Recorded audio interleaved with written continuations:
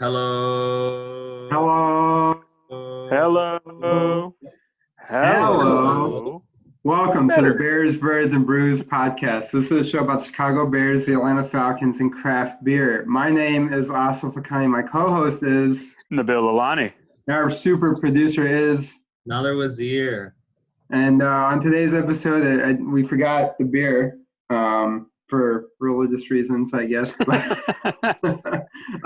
But we have a lot of sports to talk about. There's baseball news, there's football news, and then there's more basketball stuff to talk about, specifically the finale of The Last Dance, which was last night, and it's going to be a great conversation. So if you're listening, we appreciate it. You can follow along with us, tag us, tweet us, let us know what you think at Bears, Birds, and Brews on Twitter and Instagram. And whenever Asif creates that Facebook page, then, you can tag us on Facebook too. But in the meantime, what are we not drinking today, guys? Not drinking Anything. But I am going to fast forward to Saturday or Sunday when I do start drinking again. Is that a pun? Fast Sure. forward. Get it? Oh, it is now. See? There you I don't even know. So I'm probably so the first beer that I'm looking forward to this weekend, it is a long weekend, Memorial Day, I believe, if I remember it correctly. That was a pun, but I guess it didn't work out as well. Memorial Day, remember. Yeah. Sorry, I'm not drunk yet for like another 5 days. So, So there's a Wrecking Bar. What was it? I think it's a milkshake IPA that I picked up about a week ago, or maybe 2 weeks ago. I don't recall exactly. Time is fleeting. But yeah, got probably that. I may have another 8-state stout, one of those two. And you know what? I'm missing a Guinness. I haven't had a Guinness in forever. So I may start with the classic Guinness. What about you, Asif? What are you going to have this weekend on this Memorial Day weekend? Yeah, so, and then for context for everybody who's listening, so this is the Muslim holy month of Ramadan, and we're fasting today, which I hadn't been doing the last couple weeks, but I did some beer one week, I did some kombucha the other week, and then today I'm fasting. But it's over this weekend, like Nabil said. So the first beer I'm going to have is, well, I still have a pontoon for Bears, Birds, and Brews, the cluster, yeah. I have that in the fridge, so holding on to a couple cans of those for Bears, Birds, and Brews. And then also I stopped at Halfway Crooks, and I picked up their Pale Ale. I think it's Less Data is the one that I picked up. They have like a Less Data, More Data, and something else. But I have had that beer before, and it was really good. So I have a 4-pack of that in the fridge, and I have some Boiled Monk left over too from Bears, or for the show as well. So hopefully we can get back in the studio and smell all these beers and taste all these beers eventually. But as for to answer your question, the first beer I'm going to have on Saturday night when this is all over, I might go with like one of the Halfway Crooks beers. It's still fresh, it's still new, and I'll still have enough for the show if we choose to do it on a future episode. So I'll save a can or two, whatever. Did you go to Juniors when you went to Halfway Crooks? No, I didn't because you weren't there, and I was I appreciate that. I really want to go to Juniors. Yeah, maybe first trip after quarantine, Halfway Crooks Juniors, and then we can maybe even watch some Georgia State football by that point because it might be that far away. Yeah. I mean, I don't think. Yeah, I mean, I don't know. I was gonna say I don't think it's gonna be happening until fall. We can go down there before then. Georgia State's football. Nada, what were you asking? What is Juniors? Oh yeah, that's a good question because we should provide context.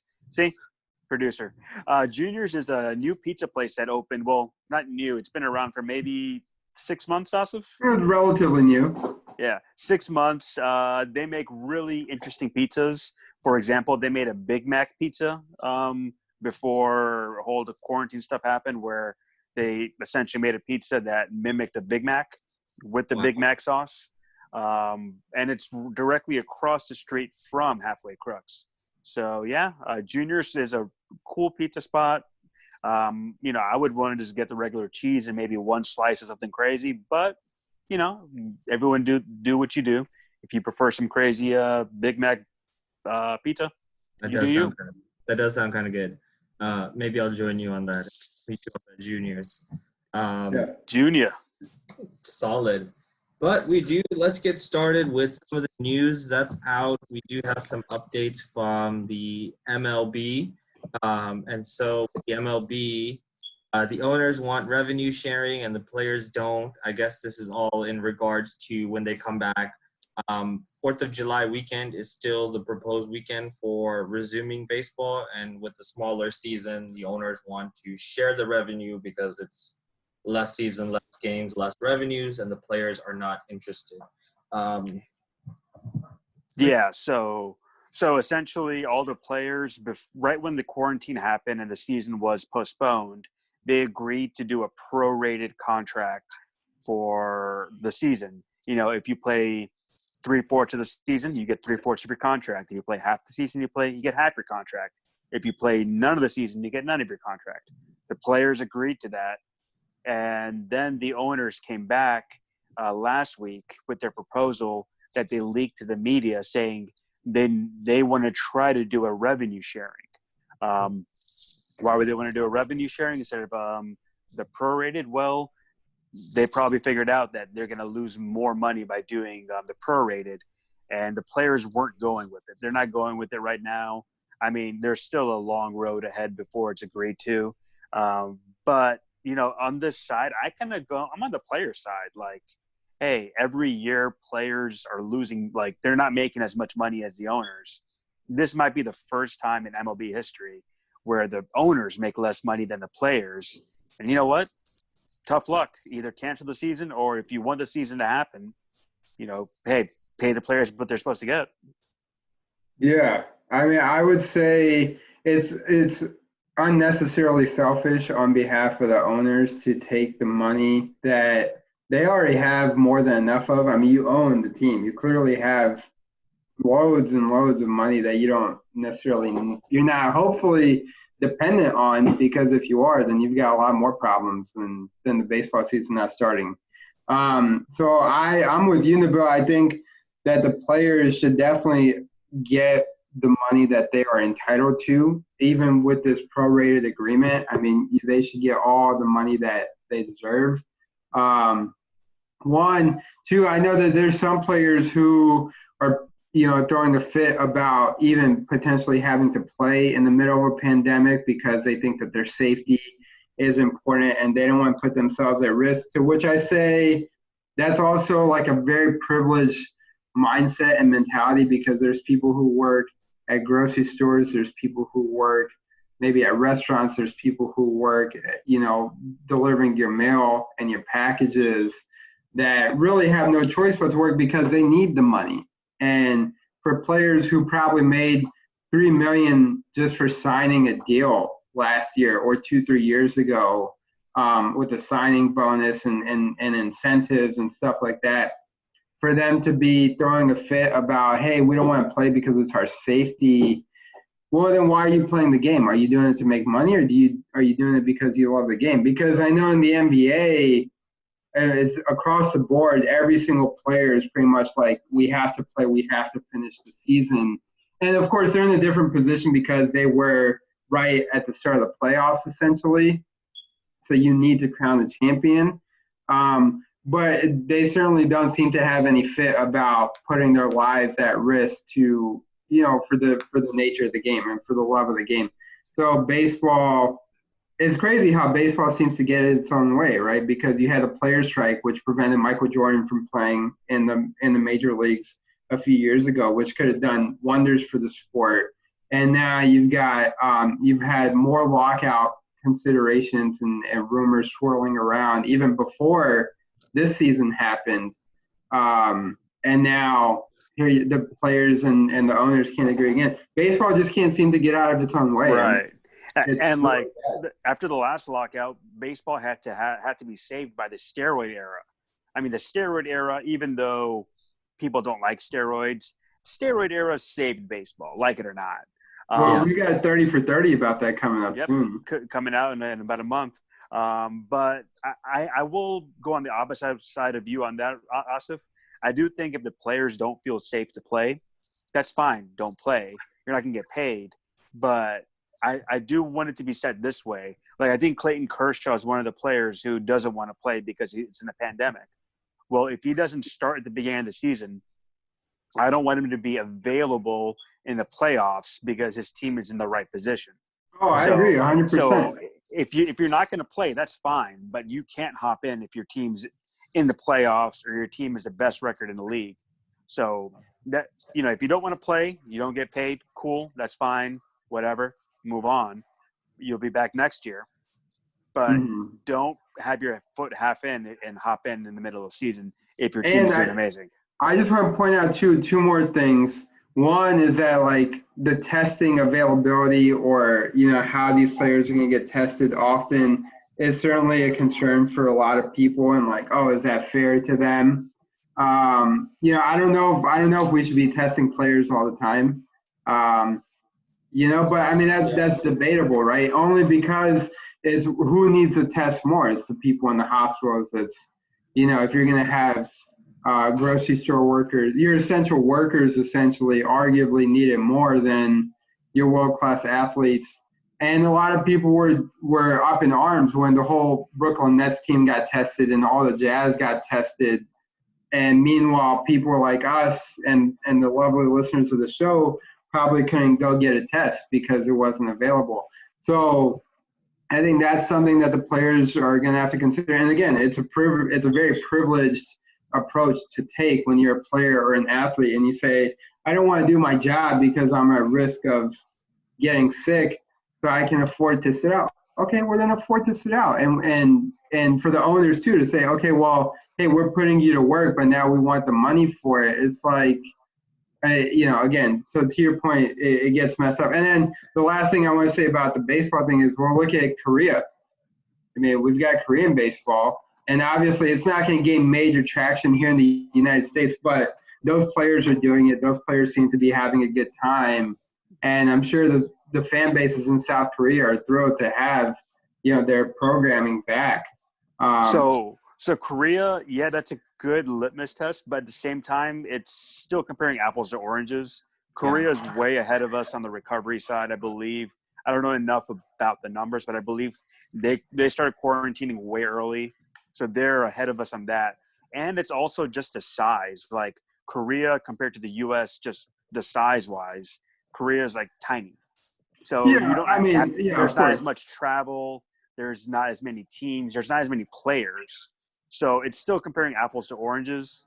But, hey, Korea is doing it. They're getting there. And we did get soccer back this week as well with Bundesliga. So, other countries are getting back into the professional sports. Mm-hmm. So, it's the assumption would be the U.S. would be ramping up soon as well, just because we are the leaders in most sports outside of soccer. I mean, outside of soccer, most pro leagues are in the U.S.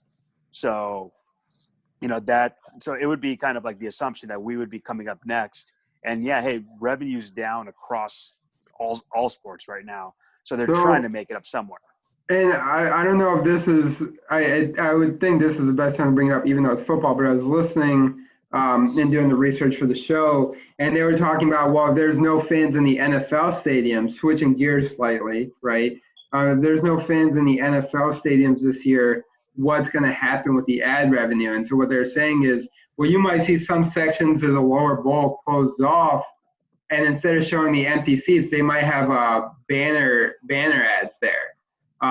As actually when I went down to Halfway Crooks by Georgia State Stadium, it says Georgia State Panthers in the top section of Turner Field. And so I think what you might see in the NFL is similar to that, right? Where you have banner ads in the lower half bowl, and that's how you recoup some of the revenue.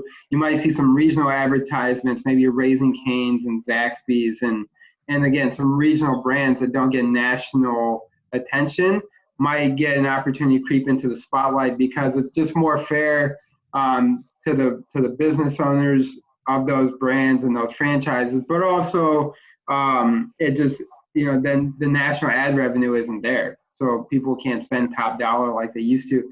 And the biggest thing where it becomes a factor, and I think this probably becomes a factor more so in basketball and football than baseball, is no home field advantage, right? That's going to be a very fascinating thing to see is, hey, the reason we love to play Mercedes-Benz Stadium, it's indoor, it's turf.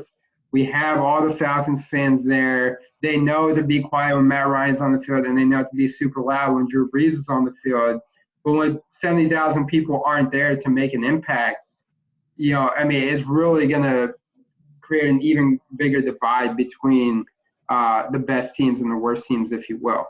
I think Joe Buck was talking about artificial noise, which is kind of weird because the Falcons got in trouble for artificial noise like 5 years ago, 6 years ago.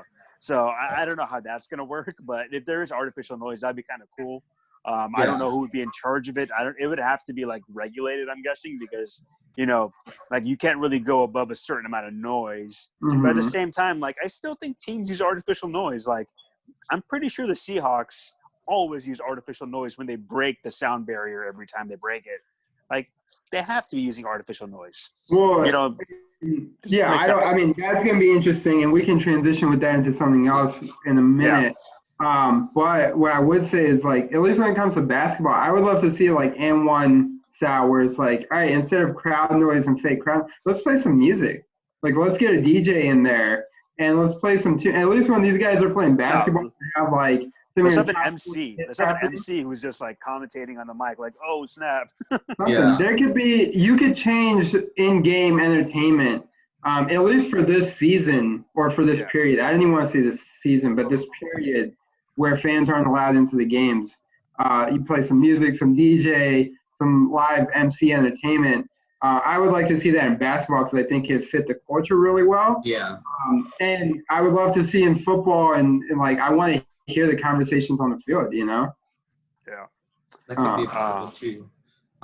Just to provide some context on numbers, I was doing some research while you guys were talking. South Korea on a daily basis has no more than, I think in the last month, the highest number of cases they've had is 30. Oh, wow. Yeah, I think just yesterday they had 15 new cases, and then total number of cases is 11,000.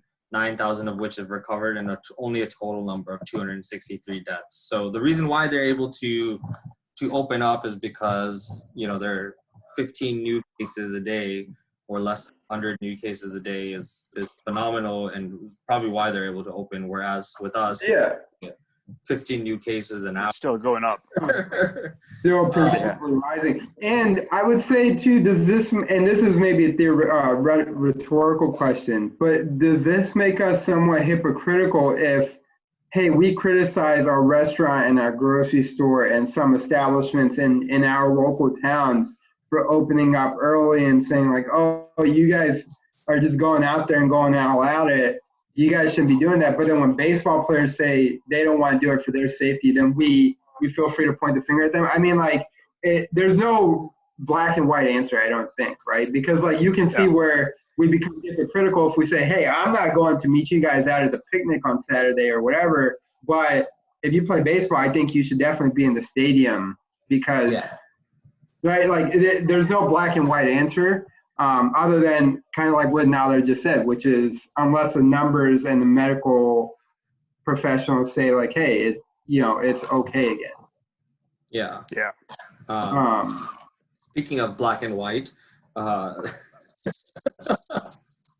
the NFL is proposing. See. Oh my God. A little bit of comedy there. A little bit of humor. I don't know what's going on right now. The NFL might. Proposal is that teams could get extra picks for hiring minority candidates within their organization, and up to move up on draft picks up to 6 spots for hiring a minority head coach. I think it's interesting the approach they take and they're doing it. I mean, what are you guys' thoughts? So just to clarify, you would move up in the 3rd round, 6 to 10 picks if you hire a minority candidate. And it's kind of like weighted. If it's a GM, it's worth more. If it's a head coach, it's worth more. If it's like a QB coach and offensive coordinators were different, kind of like compensation picks. Yeah. But I don't agree with it at all. I mean, the whole point of the Rooney Rule was to make it like equal, right? Well, Which has changed. I don't know if you guys saw the message I sent before. We'll talk about that. Yeah, I saw that. Yeah, we'll get there next. But yeah, so the whole point of the Rooney Rule was to kind of make it more equal by giving value to minorities being hired. Isn't that not making it equal? Yeah. Yeah. Are you? Yeah, I mean, like I don't think there should be an incentive to hire a minority candidate. You should hire the best candidate. Now, has there been less minority hires over the past few years? Fortunately, yes. Are sometimes minority candidates not hired? Unfortunately, yes. Eric Bemley, I can never say his name, the offensive coordinator of Kansas City Chiefs, should have been a head coach this year. I mean, obviously, he ran the best offense. If Matt Nagy can become a head coach after being Andy Reid's play caller for 6 games, Eric Bieniemy can do the exact same thing, when he did it longer. So and won the Super Bowl. Yeah. Yeah. Asif, your thoughts on that? Yeah. So, well, if you didn't like Nader's transition to that, my proposed transition would have been, now that in the bill you're talking about the fake crowd noise and how the Falcons got penalized for that. With their draft, they got some draft picks taken away from them. I believe so. What they could do is use the fake crowd instead of using the fake crowd noise to get more draft picks, is they can just hire a minority coach. Because that would have been my transition with it. But how do I feel about this rule? I don't necessarily agree with it, and that's not because I don't think that minorities deserve more opportunities. As a person of color, I myself would never say that. But it's more so a matter of like it incentivizes them in the wrong way, which is that because now anytime a minority coach gets hired, you're always going to have the question, did they do it for the draft picks? And I think it unfairly evaluates the talent and the credentials or the pedigree of the person who's being hired, right? Because now you have candidate A and candidate B, and one candidate could get you more draft picks simply just by being hired, whereas candidate A could get you more draft picks because he or she is a great negotiator. I mean, you could still come out on top with the best person to do the job. So I don't agree with it from that perspective. I think I applaud the NFL for trying to do something to get minorities more involved in higher positions, because in the bill, like you said, this guy for the Chiefs should have been a head coach if he wanted to. My assumption is that he knows that's his job when Andy Reid retires in a year or two, which is probably why he's not interested in testing the market. But again, I don't think Reid's going anywhere. Reid's going to be. I mean, who knows? I don't know what conversations they've had and whatnot. But like, that's just one theory, right? But another thing too is like, I think the better person should be hired for the job outright, and I mean that should always be the case. However, we see too, like Andy Dalton gets a job as a backup cornerback, yet you've got, again, Kaepernick and Cam Newton are still not playing. And, yeah, Kaepernick now been out of the league for like 3 or 4 years, so that's one thing. But, like, when he immediately fell out of the league, the guy won the NFC Championship, took a team to the Super Bowl, and maybe would have won if there was no power outage. So, like, I don't necessarily see – and Cam Newton, again, MVP quarterback and doesn't have a job, but Andy Dalton – who couldn't even do good as a starter, is now getting paid as a backup more than some of these other guys are. I mean, like, it's the discrimination, which I hate to use this term, but I don't know how else to put it. Discrimination exists in the league already, and it's there, and it's very real because we can see what happens to the players on the field, and the best players aren't given the best opportunities when they should. So, again, I applaud the NFL for trying to do something about it. I don't necessarily think it's the right thing to do or the best approach. Another thing that they did do was they changed the Rooney Rule slightly. So for those of you who don't know what the Rooney Rule is, it requires that one minority candidate should be interviewed for every head coaching vacancy. And it's been like this for years. And GM. And now they changed the Rooney Rule to make it so that, and I have it pulled up here, it's 2 external minority candidates for head coaching openings and at least 1 minority candidate for any coordinator job. And this goes into effect immediately within the NFL. And I believe, too, I don't want to take too long skimming this article, but I believe that also applies to female candidates as well. So female candidates can be qualified for this minority coaching positioning, for these openings, if you will, which is great. I think that's a better way to go about it, is whereas mandating talking to more of them. And one example, too, I think, you guys will both be interested to know this. I believe that Lovie Smith and the name is blanking me right now, but the old Colts head coach. Tony Dungy. I believe Tony Dungy and Lovie Smith were both eligible for the Falcons head coaching job when Dan Reeves retired. And instead of going to either of those guys, it went to Jim Mora.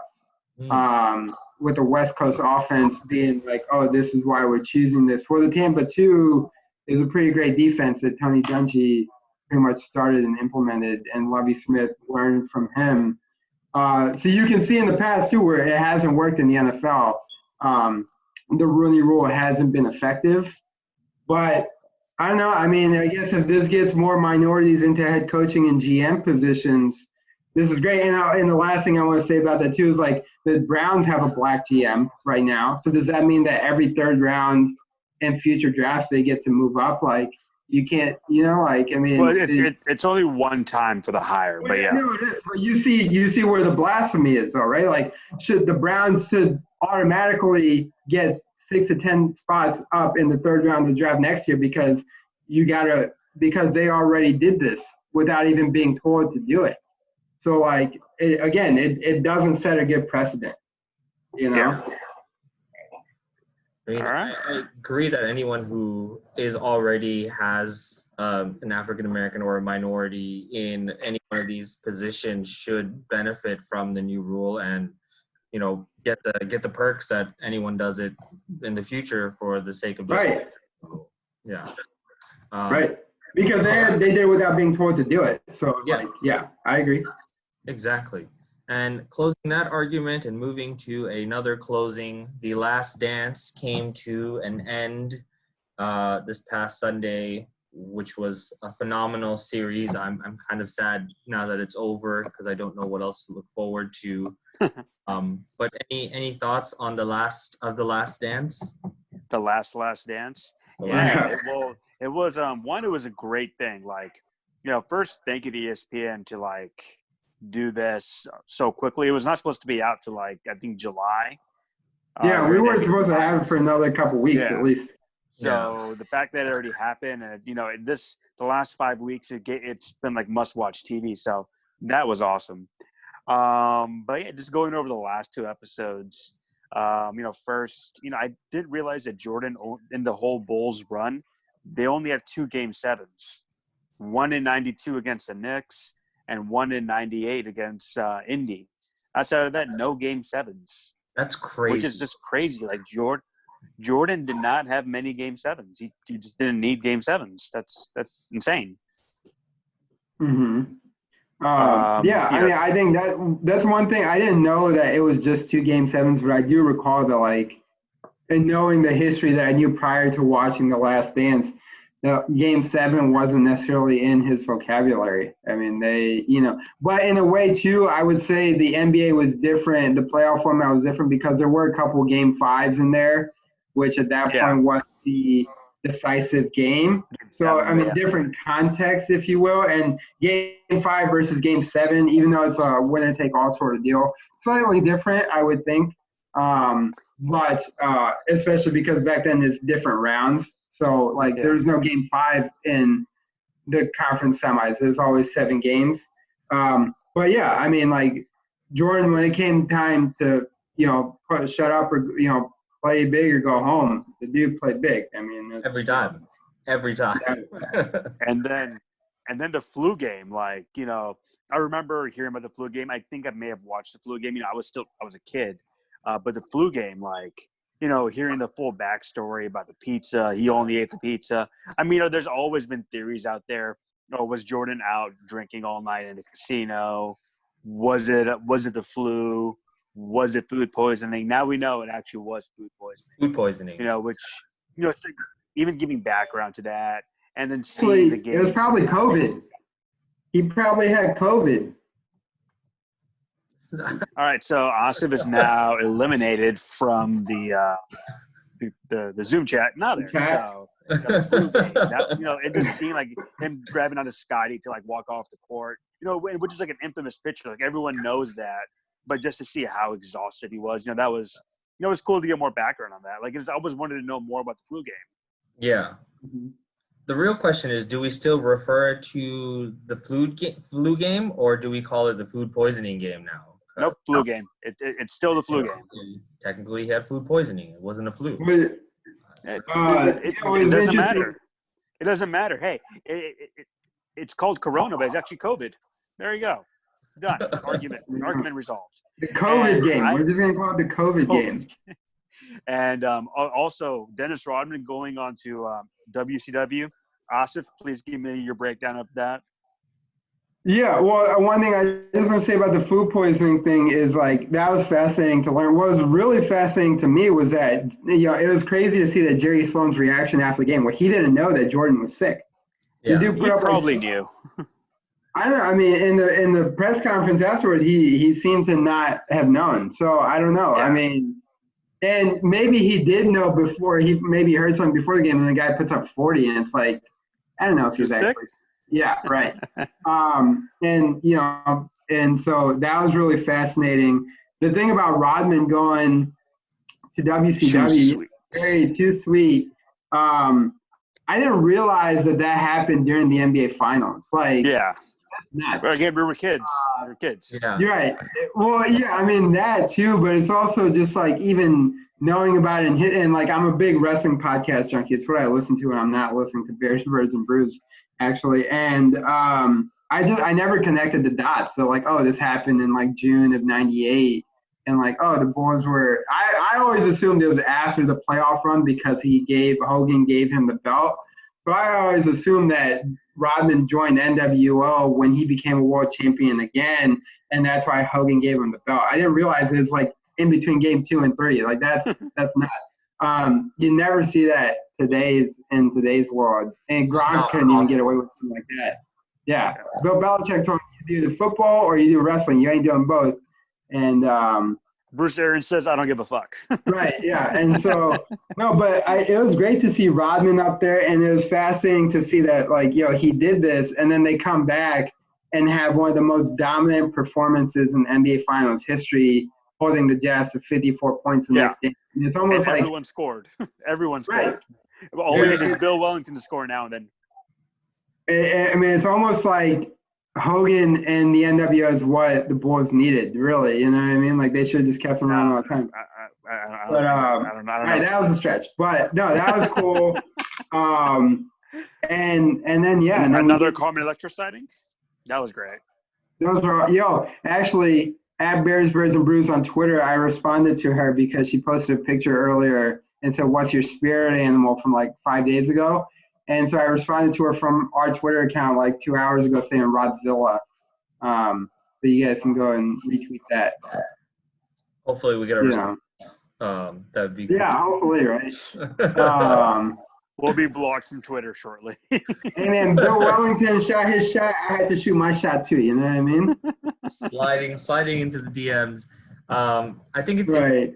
I think my favorite thing about not my favorite thing, but it was interesting with the pizza delivery, pizza guys. I think the real question is, did the pizza delivery company purposely figure out it was Jordan's pizza and mess it up? I think that's always been a rumor. That's always been a rumor. I would think undoubtedly so. They probably didn't know it was Jordan, but they probably knew this is going to the Bulls hotel. Yeah. So whoever it is will get him, and they probably want to see something what's crazy is it ended up being one of the best games of Jordan's career, and Yeah. one of the most iconic games in NBA history. So it's like, I mean, it's crazy. Like the legend, it's fascinating to have the context behind what we were witnessing then, and like it still holds up to time. Yeah. You know, right? Yeah. It's still just as amazing. I think another. Right, like. Go ahead. Oh, sorry. I was just gonna say, like, Will Chamberlain's 100-point game is pretty fascinating, but we're not gonna have that today, and people criticize that in a lot of ways now. But anything that Jordan did in 96, 97, 98, it still has the highest point total in an NBA Finals game ever. Still. Yeah. Yeah. I think it's fascinating, and like he's a legend for a reason, right? Like everything about him stands the test of time. It's amazing. It's still remarkable. I think the only other thing I really loved from the last 2 episodes was there was finally something really, really positive for Scotty besides the first 2 episodes when he, struggled and fought through Game 6 with the back issues. I think that's the one thing I don't remember personally when I was watching it, like following that season or following that live. Like as a child, I don't remember having those back issues, and I think him playing through Game 6 with the back issues is just fantastic, like phenomenal. Yeah. But what's your take on that?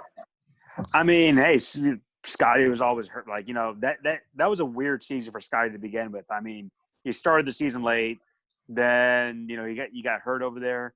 I mean, it was. I didn't know that happened either until then. So, what happened? Good. Yep. Yeah, no, we're good. I heard someone say, but. Hey, go ahead. Finish your thoughts. No, it was cool to see Scotty finally be kind of shown in a brighter light, even though, like, he's been not shat on, but has been on the other side of positive, if that's a nice way to say it. Yeah. I'm now that I'm happy you brought this up, because I know Scotty wasn't on the agenda, but he definitely played a role in the last game in that, like, so I thought a couple of things about the last game. One, when they showed the highlight of him going up for the dunk in the first points of the game and the way he came in, I could see it right before they said it. I was like, oh, he definitely hurt himself on that. Like, I could just tell that he hurt his back. And of course, then the narration goes into, okay, he hurt his back. Man, he was in and out of that game. What's funny is I don't remember watching the 98 finals and stuff clearly, but there was like moments from the Game 7 against Indiana, and there were bits of that finals where I'm like, okay, I've seen this before. Like, I was 8 years old, so obviously I'm not going to remember much, and I don't understand a lot of it, but I've seen this before. But I do remember, and maybe this is like years after learning it, but I do remember specifically, like, Jordan had to do a lot of work in that Game 6. Like, I don't remember why, but I just remember, like, I knew it was significantly harder for him to play that game because he had to do more. And now I realize, like, okay, I knew that, but now here's the why behind it. I thought it was great that Scottie Pippen told Michael Jordan, I'll take the charge when they had 4 seconds left and Utah got the ball. He told him, I'll take the charge. Even knowing that his back was hurt really bad, I think that gave Michael Jordan the idea that, like, all right, look, we're going to win this one way or the other because I've done everything I can. I got the shot. I put us ahead. My team is going to help me close it out. These are my guys. They got my back. I just got to go and do my thing, And then I also thought it was great, too, at the very end that Scottie Pippen did end up saying that Jerry Krause was the greatest GM of all time. I thought that was really fascinating, and I thought that was really interesting. And I don't think that he's wrong, honestly, because what other GM can you name that's put together such a franchise and such a historic legacy? And of course, Michael Jordan is the reason that all of this is even possible and even happening. But Jerry Krause drafted Michael Jordan. Jerry Krause is the one who said, Jerry Krause didn't draft Michael Jordan, but he got the rest. What? Yeah, Krause didn't draft Jordan. Jerry Krause didn't draft Michael Jordan. He got the rest. He got everything but Jordan. Yeah. Okay. So, but he took Jordan and he brought Phil Jackson in. He got Scottie Pippen in. You know what I mean? He ended up taking the gamble on Rodman when most GMs would have thought, no, it's not a good idea. He actually pushed for it. So, I mean, for Scottie Pippen, of all people, to say, too, that Jerry Krause is the greatest GM, I thought that was really great because it shows his character. And it also shows, like, hindsight is 2020. If we wouldn't have been in this position if these decisions weren't made to have Phil Jackson come in. And Jerry Krause took the heat for that. I mean, he's the one who did the change in the coaching change in the middle of the season. You don't do that. You don't do that. You know? And he was like, I'm going to do it because I trust it. And sure enough, he was right. He couldn't have been more right, really. So one fascinating thing, though, that we did learn in yesterday's episode was that Jerry Reinsdorf went to Phil after the 6th ring and offered him to come back for a 7th. Phil declined, and then it ended up with Scotty being traded, Jordan retiring again. And, it leaves you kind of wondering, what if Phil would have said yes? I mean, the team would have looked different. Rodman was done. It looked like Rodman was done. Who knows if Scotty would have re-signed, if Scotty would have wanted to come back. But yeah, So, I mean, it kind of leaves you wondering, like, what could have happened? What if? Yeah. Now that you have any thoughts on that?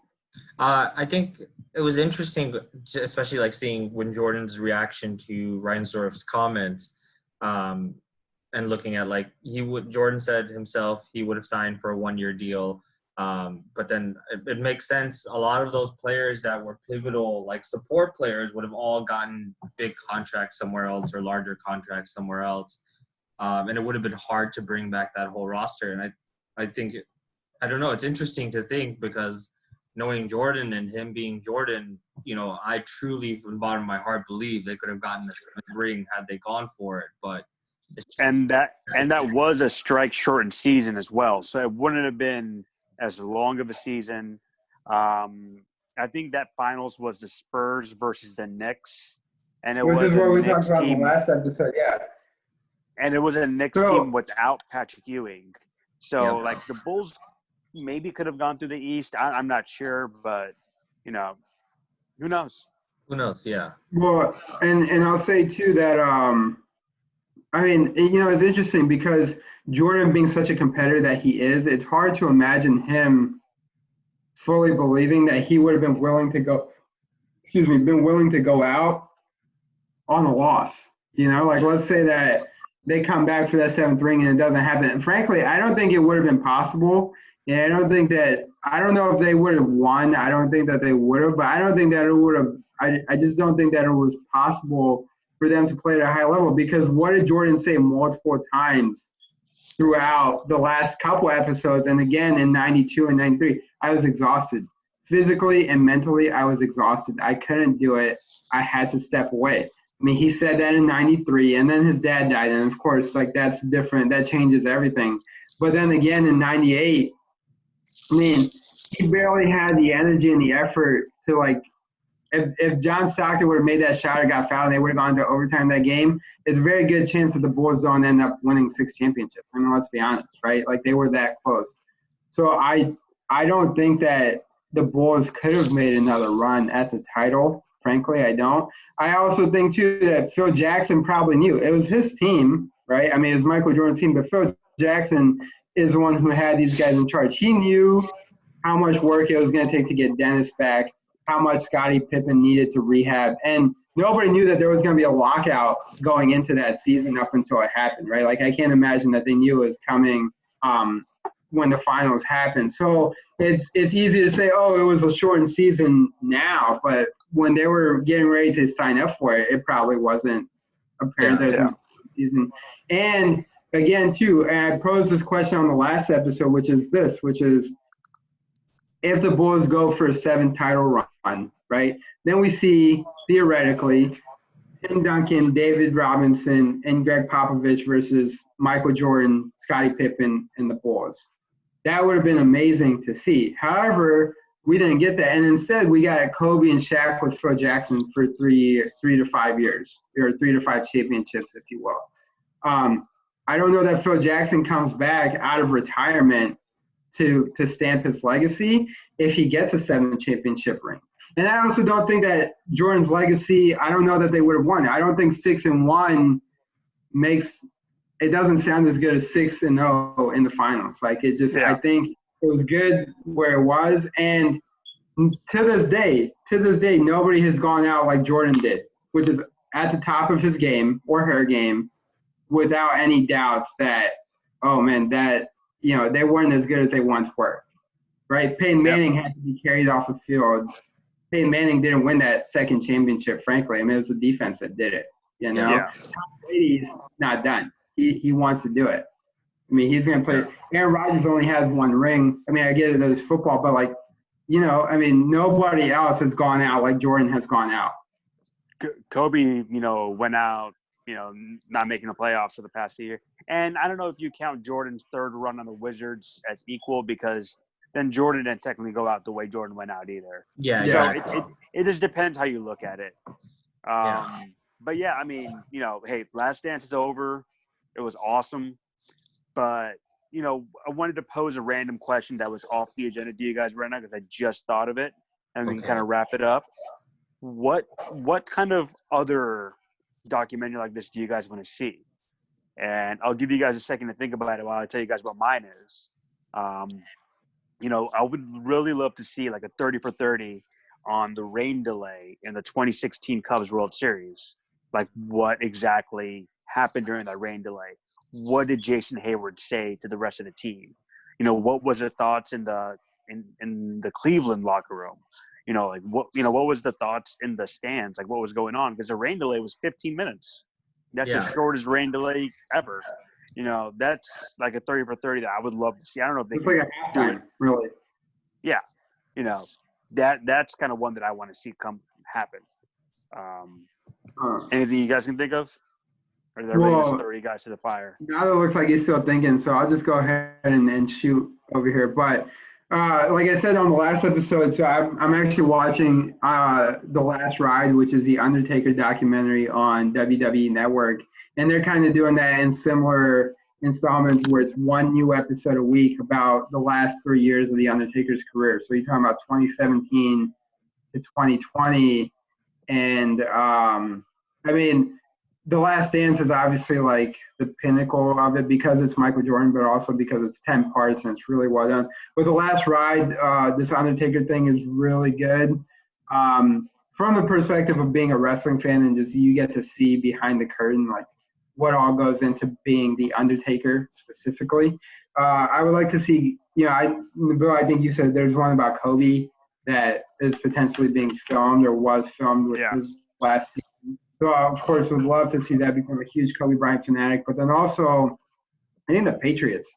I want to see, like, the dynasty of the Patriots. And I want to hear from, like, Tom Brady and Belichick. Like, all right, break down each dynasty and see. Like, I would love to see one about the Patriots. Find out if there actually was drama with the Jimmy Garoppolo stuff. All right, that'd be cool. Yeah, and like Deflategate and like all this stuff and like just kind of how these people work and these things operate. Although I'll say I don't think anything is going to be as good as Jordan because Jordan is the pinnacle. I mean, he is – maybe Tiger Woods is the only thing that comes close to being as compelling of a story. That'd be interesting. That would be interesting. I agree with the Lakers and Kobe. I agree with the Patriots as well. I think it'd be interesting to see that dynasty. I think also like what would be a fun 30 for 30 would be like everything with KD. I think that'd be interesting. I think there's a lot of like things behind the scene and his thought process and what happened with like being on OKC, making the jump to Golden State, then leaving Golden State and going to Brooklyn. I think that would be an interesting one to see as well, kind of the thought process and the storyline behind that one. You could call it the burner. You could get a burner Twitter account, and he just burns every team he goes to. Basically, it'd actually be interesting to see one about Kawhi Leonard too, because he's won the championship with two different teams now, potentially three before his career's over. Yeah, that would be cool too. All right. I'm trying to think if there's any other. I mean, there's tons. Yeah, you just got to think about it. Let us know what 30 for 30 you want to see. I know a guy. He's at ESPN. I'll let him know. we can push it forward. Let us know your thoughts on this episode and The Last Dance at Bears, Birds, and Brews on Twitter and Instagram. We'll have beer next episode. Yes. Lots of it. Lots of it. Back to normal next episode. Well, not completely normal, but kind of normal. Maybe our new normal. Who knows? Wash your hands, stay safe, and goodbye. Oh, we're not doing Goodbye. Oh yeah, goodbye. We're not gonna do that anymore. No more. Goodbye. Goodbye.